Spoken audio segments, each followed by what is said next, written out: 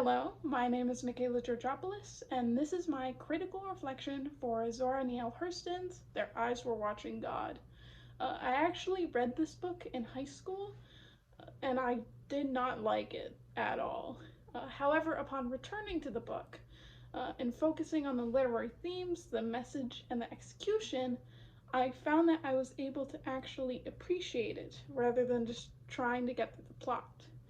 The first of these literary themes that I noticed was there were a lot of elements of nature, and the expressions of this nature almost coincided with what stage Janie was at in her life. When she is younger, we are introduced to the image of the pear tree, where sex and marriage is something that is beautiful and gentle and loving.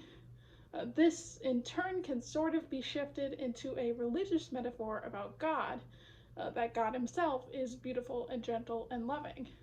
However, throughout the course of the plot, the image of the pear tree and most nature disappears until we are introduced to the climax of the hurricane. Janie has already been through so much hardship, and though she is happy, she has learned to ignore Tea Cake's faults, much like he ignores the impending storm. The hurricane not only upends their entire life, but indirectly takes her last husband away with the dog bite. This cements not only the complete loss of Janie's innocence, but the idea that God has the potential to be a harbinger of tragedy and loss. The quote I would like to point out, which also serves as the title of the book, they seemed to be staring into the dark, but their eyes were watching God. Great. Because now God and darkness are now one and the same. The book both starts and ends with the same scene, with the image of the ocean and that far horizon. And I believe that both of these images represent a new but albeit terrifying future ahead of her, without the men that had molded her into what she is today. And speaking of which, let's talk about the men in Janie's life. Because obviously gender roles play a huge part in this book, because it is Janie and her many relationships with men that make up the majority of the plot. Her first marriage to Logan Killix, it's all about convenience and stability. He owns his own land and he does his job well and he makes money doing so. For him, love is transactional. I think the only act of true love he showed Janie is getting her a mule, but that comes with the expectation that she will be next to him plowing the fields.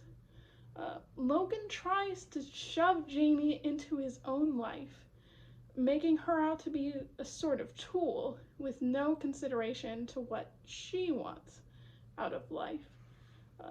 It is this idea that initially attracts her to Joe Starks, the ability to follow one's dreams.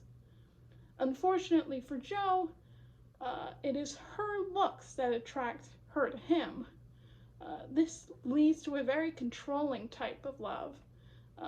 All he wants is just a pretty young bride that will silently stand next to him while he climbs to the top. All his affection is shown through domination over her, like getting her new dresses so she only wears what he chooses.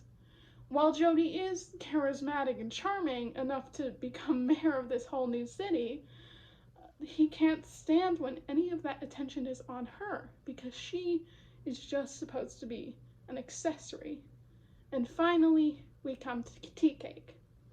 I did roast Tea Cake a bit at the beginning of the vlog, but out of the three, he is by far the best.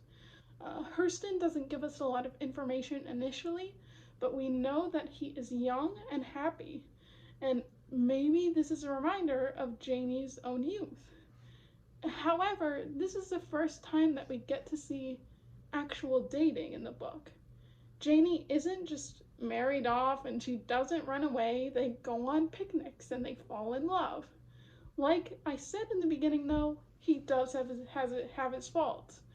He does steal Janie's money and he hits her, but he also promises to win that money back, and he only hits her not because he's angry at her, but to reassure himself and turn away Miss Turner's brother.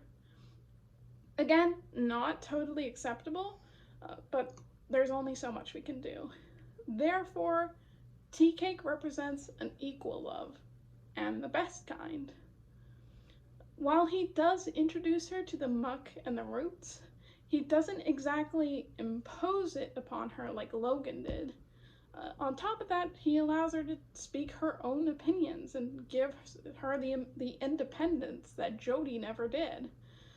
So, through the images of nature and understanding the types of love that each man provided her and why they did or didn't work, we can really get a better understanding of Janie's journey.